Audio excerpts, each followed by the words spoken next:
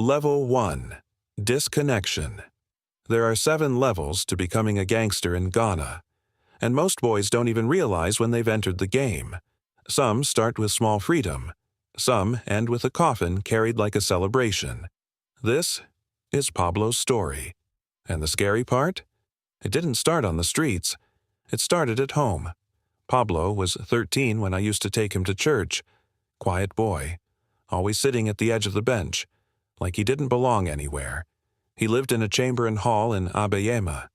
Too many people, too little space, too much silence. His father slept in the room, with his new family. Pablo? He slept in the hall, with people who shared his blood, but not his heart. His mother died when he was 5, and before the grief could settle, another woman replaced her, another set of children, another life, and just like that, Pablo became a guest in his own home. Level 2. Escape. So Pablo started disappearing, not physically at first, mentally. While others were doing chores, he was already planning his next escape. There was this place, a small game center, old computers, Pentium, dusty keyboards, crowded room. But to Pablo, that place felt like freedom. No stepmother, no expectations, no comparison, just noise and belonging. His father tried, even bought a computer at home, old, but working, trying to bring Pablo back. But you can't compete with a place where a boy finally feels seen. Level 3. Replacement family. And that's where he met them. The boys who would become his real family. They laughed like him, spoke like him, moved like him. No one judged him there. No one reminded him of what he lost. They didn't ask about school. They didn't ask about his past. They just said, "Chale, come sit." And that was enough. Slowly, home became optional. Respect disappeared. Instructions became noise. And one day, Pablo just stopped going to school. Just like that. No announcement, no goodbye, just gone. Level 4.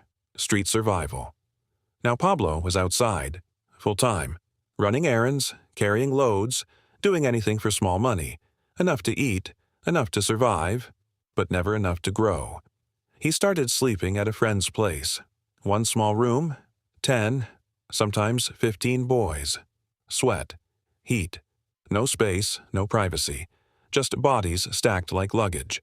And when the room was too full, they slept outside, uncompleted buildings, cold floors, open air, mosquitoes singing through the night.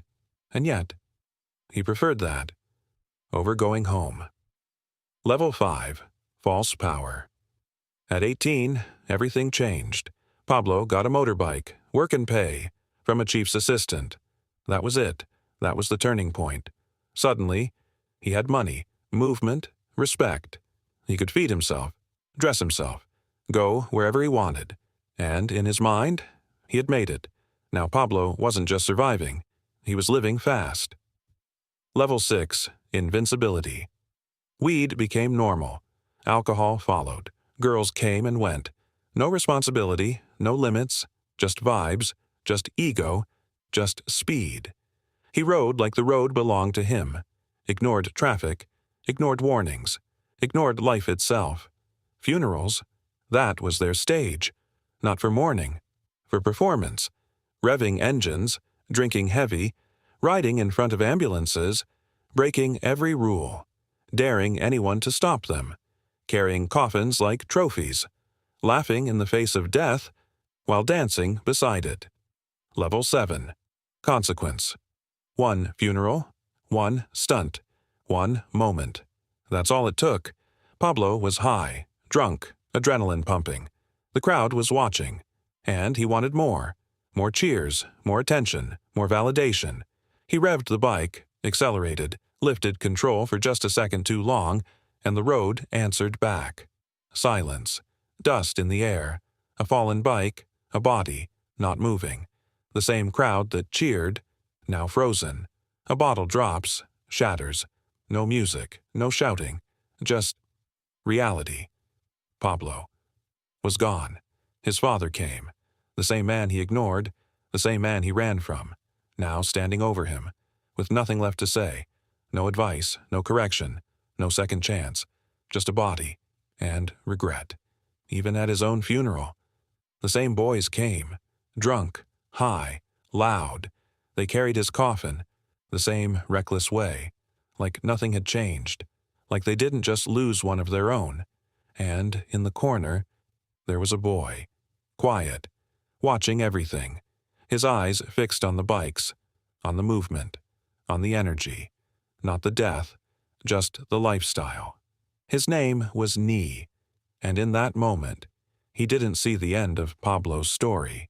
He saw the beginning of his own, because the 7 levels don't end with Pablo. They restart with someone else,